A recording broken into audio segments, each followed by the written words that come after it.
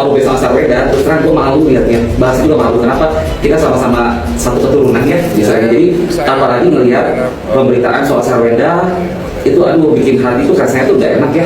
Sekarang memperebutkan yang tadi 2 tahun itu memperebutkan soal hak asuh anak. Ya.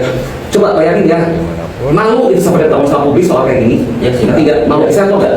Apalagi soal kasus anak yang mungkin sekarang anaknya itu nggak apa-apa karena masih kecil. Tapi kalau udah dewasa, pasti ada dampak psikologis dalamnya. Nah ini kok Sarweda, terutama Sarweda itu kesannya kok kayak egois memikirkan diri sendiri jadinya kalau gue pribadi gitu. Nanti nggak sih? Itu pemikiran gue, logika gue ya. Harusnya berpisah secara baik-baik loh. Kalau aku bandingkan dengan masalah lain, kan kayak Ngatin dengan mantannya dulu gitu ya, istilahnya gitu. Mereka baik-baik aja bisa juga. Ngerti nggak?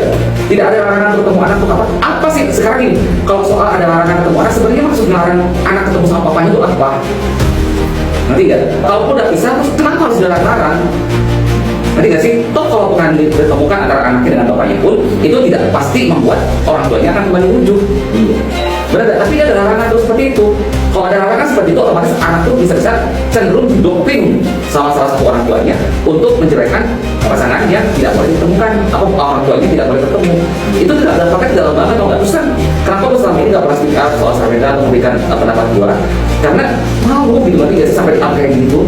Makanya lagi bahas karena malu. Iya, karena malu gitu, kita sama-sama keturunan Tionghoa lah istilahnya gitu ya. Malu gitu loh. Kita ada kayak gitu, aduh, sebenarnya malu lah ya. Apalagi soal bahas ada satu panggilan kami lah dengan apa, kita kayak gak percaya sama Tuhan aja deh. Nanti nggak? Terutama ini soal hak asuh anak itu nggak bagus kalau gue pribadi. Sebelum apapun orang tua, terkecuali orang itu seorang kriminal, orang tua itu ingin mencelakakan anak, dilarang bertemu itu aja. Tapi kan sosok pembebas itu bukan ketika orang mau mencelakakan anak, malah dia itu sayang sama anak-anak kalau gue lihat. Tapi kalau dilarang-larang, maksudnya apa sih? Ngerti nggak sih? Seperti ini menjatuhkan sekali gitu ya. Jadi aneh, kasus itu aneh buat gue pribadi. Ya, karena nggak ada kecenderungan dari salah satu pihak, dari satu orang itu ingin mencelakakan anak. Bahkan dengan melarang anak bertemu ini, justru pihak orang tua yang melarang anak bertemu dengan petani atau ini, gue pikir justru itu punya maksud tidak baik kalau gue pribadi. Daripada ini ya. Iya, dan hal itu tuh cenderungnya kan mengarah ke Sarweda dan terus gue belum dari juga, ngerti nggak sih? Apakah pihak keluarga besarnya Sarweda dan Bukan Maksud sebenarnya ada ngasih masukan nggak sih ke mereka berdua, ngasih contoh, istilahnya ngasih pendapat nggak sih ke mereka?